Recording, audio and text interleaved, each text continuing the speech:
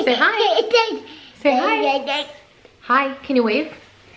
Can you wave? Say hi. Say hi. Look at their cheeks, they're so rosy. Wave. Wave. Hi guys, welcome back to my channel for another video. So in today's video, I'm filming my toddler's 18-month update. So as you can see by the squirmy toddler, he might not sit through this video, but he's roaming around over there playing with his toys and his daddy. But I will make sure that if you guys don't see him in the rest of this video, that I insert a ton of clips so that you guys can see where he's at developmentally and all of that as well during this video. So with that being said, we're going to talk about his growth, his development, feeding, sleeping, kind of the same things we were talking about during his baby updates, but things have changed drastically. For those of you guys who are new to my channel, my name is Michelle. Welcome.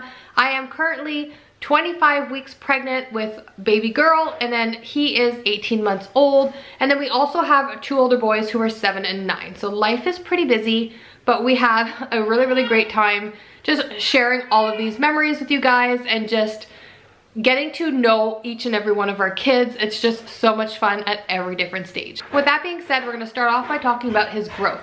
So his growth has changed a little bit since his 12-month update, but he hasn't put on that much weight. He's about 28 pounds right now. So he's gained a few pounds since he was a year old. And he is also about 35.5 inches long, so he's pretty tall. He's got a very tall upper body and some tall legs as well. So one-piece pajamas can be a little bit short in his upper body here as well. I know, your cheeks are all rosy. He just came in from outside, so his cheeks are a little bit rosy. Yes. He is wearing 24-month clothes for the most part. Some 2T pajamas. This is an Old Navy 18 to 24, and you can tell it's getting a little bit snug. Oh, where's your sis? You can tell it's getting a little bit snug, but he's still fitting in them quite a bit. You want your sissy? Yeah. He's got some beautiful blue eyes, which he does not take after me, and he's got this ridiculously strawberry blonde colored curly hair, which we have no idea where he gets the curls from. I was blonde when I was little, and so was my oldest Alex, but it's pretty curly, and we have no idea where it comes from. You're tired. It's nap time, by the way. He's going down for a nap right after this, so that's why he is a little bit cranky and cuddly. You want to cuddle? Cuddle. You gonna go see daddy again? Where are you going? And he's off again. So now that we're done talking about growth, we're gonna talk about his sleeping patterns and all of that stuff. I think that is what has changed the most since he was 12 months old. So he is now down to 1 nap a day since he was about 16 months, I guess. I was trying to milk that as long as I could, but then I figured after he was napping his morning nap, he really struggled to go down for the afternoon nap and then couldn't make it till bedtime, and it was just a whole disarray of dysfunction at that point. So we started cutting down the morning nap, and now he has a very solid 2 to 3.5 hour afternoon nap, and he sleeps solid and so well. So we know that that was the best decision for him at that point. He is also sleeping about 12 to 13 hours on average at night, which looks at about 6:45 to 7 o'clock when he goes to bed. And then he'll sleep anywhere between 7:30 and 8. And during the holidays, he was actually sleeping in till like 8:30, 20 to 9, which was like a godsend for me because I was so busy and everything was hectic and I needed the sleep as well. So it was really nice to see him sleep that long and sleep that well. He doesn't usually wake up during the night. A few nights ago, he woke up a couple times. Whether he had a couple new teeth or not, I'm not sure. But he woke up a couple times, but that is very unusual. He typically goes to bed and doesn't wake up until the following day, 12 to 13.5 hours later. So he's a really good sleeper. He started sleeping, I can't find it now. He started sleeping with this little toddler pillow, which I wasn't all for. Probably a month ago, I wasn't all for getting him to sleep with that, but he ended up finding it because we had it in the house, and then he did not want to sleep without it. So he's sleeping with that. He's doing really well. Use your own judgment when it comes to putting anything in your toddler's bed. We did talk to our doctor and they said that it should be fine at his age, but I would not do it with any toddler that's younger than that. I was even like super skeptical until he goes into a toddler bed, like an actual toddler bed, but he seems fine. He does not sleep with any blankets at all. If it's cold, we'll just throw on like a fleece onesie and he'll sleep with that. And then he also sleeps with his Wubba pacifier as well. He does have this sometimes during the day if we're traveling in the car or if we're out and about and he's getting cranky. This will keep him quiet for quite some time, or if we're at home and he got hurt or something. But we are actively trying to keep it in his crib now, not take it out, because he's 18 months. We want to try and get rid of this a little bit before the new baby comes, because we don't want him associating her pacifiers with him and stuff like that. So this has definitely been a godsend when it comes to sleep, when it comes to not having him latch on me 24 hours a day when he was a baby, because I was breastfeeding. And it's been really good, but at some point you just have to start cutting it back. So we're gonna start daytime cutting it back, and then we'll move on and then just kind of play it by ear as he gets a little bit older for naps and bedtime. All right, so on to feeding. So feeding hasn't changed drastically. He's still eating 3 meals a day. He is still eating multiple snacks a day. He is drinking a ton of water. He drinks through a regular little cup, like actually drinking through the cup while he's sitting at the table. He will drink through a straw. He'll drink through his 360 sippy cups. He can pretty much drink through anything. So we're just kind of testing the waters that way. He's doing really, really well. He has an appetite of an 8-year-old. He eats, what? What? He points. What are you pointing at? Yes, that's your sissy. Sissy. No touch. He eats so much food. He will eat huge portions at every single meal and then wants snacks, and he says num num and snack, and he just wants food all day long. So we're definitely not trying to limit his food intake, but we're definitely trying to be cautious of that, because we don't want him to have like a bad relationship with food as he's growing up. I know it's really hard when they're little, but you want to develop good eating habits. So it's not go to the fridge and have a free-for-all or eat all day long or walk around and eat. We actively try and get him to sit down in his chair when he's having a snack or a meal, if we can. With that being said, we do feed him a ton of fruit and vegetables.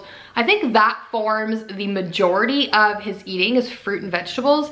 He will eat like 5 different fruits every single day, some vegetables as well. He loves yogurt, cottage cheese, regular cheese, which is really, really good. He will also eat eggs, scrambled eggs, things like that, which have loads of protein. He started dipping his banana in peanut butter now, which is fine. That's an added protein as well, and then he really enjoys that. He'll eat some meats and pasta and potatoes. We try not to do too many snacky foods. If we have to, we'll give him like a pouch, like an applesauce pouch or a regular pouch with fruit and vegetables mixed. He'll have like some crackers, cheese for snacks, lots of fruit, like clementines, apples, bananas, berries. What are you doing? And he just really, really enjoys snacking on that kind of stuff. And when we're out and about, then again, we'll do the pouch, the cheese sticks, and things like that. So he eats a lot. We're just trying to monitor that whole portion of eating. We give him dairy products, so we give him cheese, yogurt, cottage cheese, things like that, because he has no milk in his diet whatsoever. He will not drink cow's milk at all. He will not drink non-dairy milk. He stopped breastfeeding completely probably at the end of November. I think he was like 16.5 months. He just stopped altogether. I didn't wean him, he weaned himself. So he used to go 3 times a day until he was about 15 months, maybe a little bit less. So it was like morning nap and then bedtime. Then he dropped the nap one and then he dropped the morning one. It was just hectic with the boys, and he would come downstairs with them right away and want breakfast and then just get on with it. And then we just didn't think about it, which was kind of nice, because breastfeeding in pregnancy is not always easy, especially in the beginning when you're nauseous, you're tired, you're drained, you're overwhelmed, you can't eat a lot because you're nauseous, and then you've got a toddler who's latching onto you. I don't know why he weaned. I'm assuming it's because either he was just ready to eat just solids and he was really enjoying the flavors because he loves food so much, or maybe it was because my milk composition was changing during pregnancy. I'm not sure why he stopped, but he just stopped. So with the nighttime feed, I would still sit in his chair, rock him every single night, cuddle him. I would offer it to him probably for like a good solid week, and every time I offered it to him, he would cry, whine, push away. So after a week of doing that, I was just like, I'm just not gonna try anymore. Like, he's just done. Now, if he would have came back and wanted it after that, I wouldn't have denied it from him, but he has not even questioned, he hasn't asked, he doesn't refer to milk anymore, which is really nice because I was worried about breastfeeding 2 under 2. I know a lot of moms here on YouTube do it. I know a lot of moms in general do it. A lot of people are like, why are you breastfeeding your toddler who's over a year old? I believe in breastfeeding them until you or they are ready to just give it up, especially up to 2 years old, because it is so nutritious for them. But he was ready. And I was, like I said, I was a little bit nervous to tandem nurse a baby and a toddler, a newborn and a toddler, because I know a newborn requires so much more. And I was also nervous about him wanting to climb on top of me all the time and nurse when the newborn was nursing. So now, like, at least he's probably gonna have like a good 4 months at a minimum without nursing, 4 to 5 months before the baby comes. So hopefully he kind of forgets about that portion and could move on to something new. Anyways, that sums up my huge feeding category. I think that one was big as well. So to finish off, we're gonna talk about his development. So development in newborns, babies, toddlers, even children is this huge thing on social media with friends and family. There's like, everyone talks about how good their child's doing, or what new thing their child's doing, or how many words they can say, or how fast they walk or climb or run or read. There is so much stuff that people talk about. He didn't walk till he was 13 months old, older than my other two. They were like 9, 10, 11 months. So yeah, it's a little bit of pressure. If it was my first child, I'd probably be really concerned. He's not my first. I don't care if my friend's baby walked at 6 months. I don't care if the person on YouTube's child said their first words when they were 5 months. It just doesn't matter. Some point, they're gonna learn to walk, they're gonna learn to talk, they're gonna learn to skate, ski, whatever they're gonna learn to do, they're gonna learn to do it. Whether it comes to puzzles and all of that.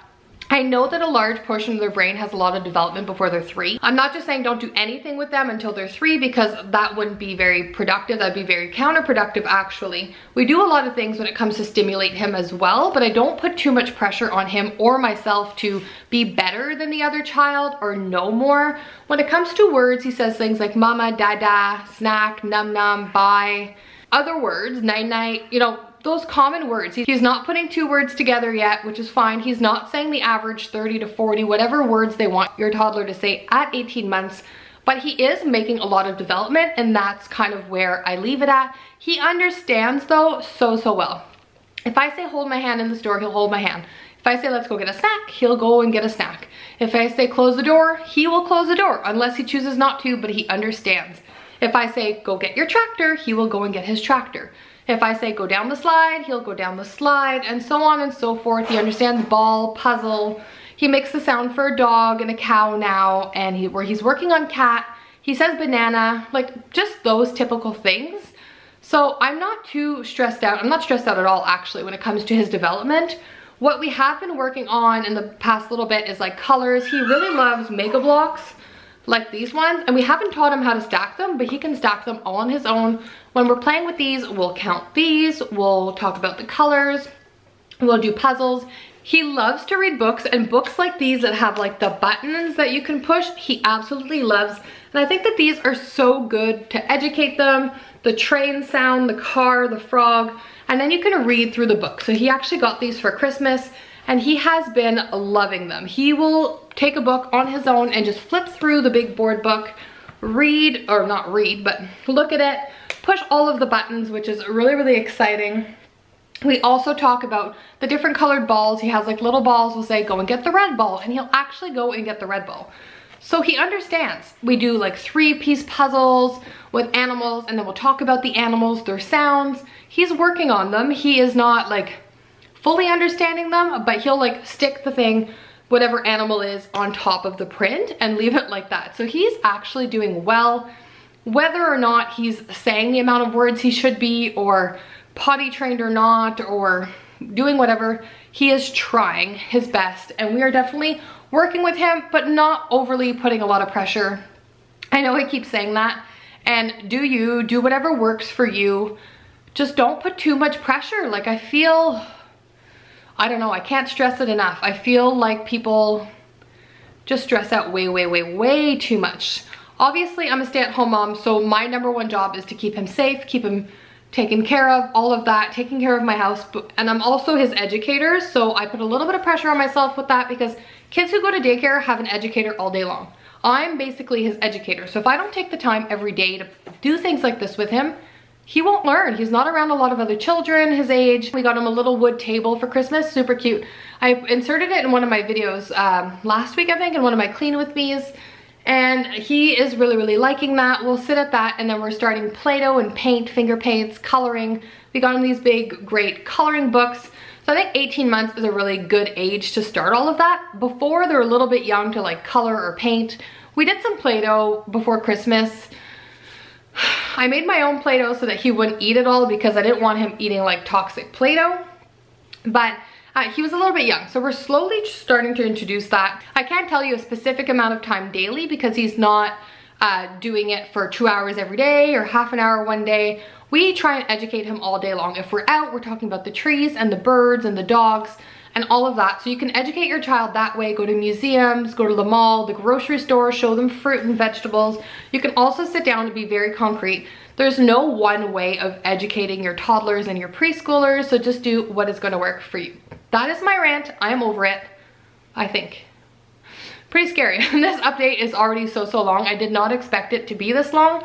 Didn't expect to have anything to talk about, but clearly I was wrong. All right, so a couple more things before I close this out. He is still in a rear-facing car seat in the car. He's in the Graco Forever, which I believe maxes out at 40 pounds. So he's gonna be in there for quite a while. That is just what is safest for him, in our opinion. I know as you get closer to 2, there's laws in every country and every state and all of that. So just do whatever works for you. But in our opinion, after doing a lot of research, he is safer rear-facing, so that's where he's gonna remain. As for feeding himself, he does. He is learning now how to use a fork on things like banana, softer items. He will grab a fork and poke in and eat it. Things like grapes and stuff, we still cut in half, but he just uses his fingers, which is fine. Pasta noodles and stuff, we're teaching him how to poke into them and eat them. When it comes to yogurt and applesauce and things like that, if it's gonna come out of a cup, we feed it to him because I know it's important for him to learn to do it on his own, but I just don't have the desire to clean him up, clean the table up, clean the floor up every time he eats something, because it's gonna make a huge disaster. Either that or we get the yogurt tubes and freeze them, cut them in half, and he'll eat it that way. But he's definitely starting to, I gotta stop moving my hands. He is definitely starting to self-feed himself with utensils, which is really nice as well. Anyways guys, that sums up Easton's 18-month update. I hope this video gave you guys a little bit of insight on what my 18-month-old does, how he's growing, developing, and all of that. Don't put too much pressure on yourself as a parent. Don't read into everybody else's child because life is not perfect. Every child grows differently at different stages. And just because your child walks before mine doesn't mean that mine might not talk before yours, and vice versa. You cannot compare 2 children because no 2 children have the same DNA. None of them are going to be the same. And the way they're raised and the way they're educated is going to be very, very different. Anyways, thank you so much for watching this video, and we'll see you next time. Bye guys.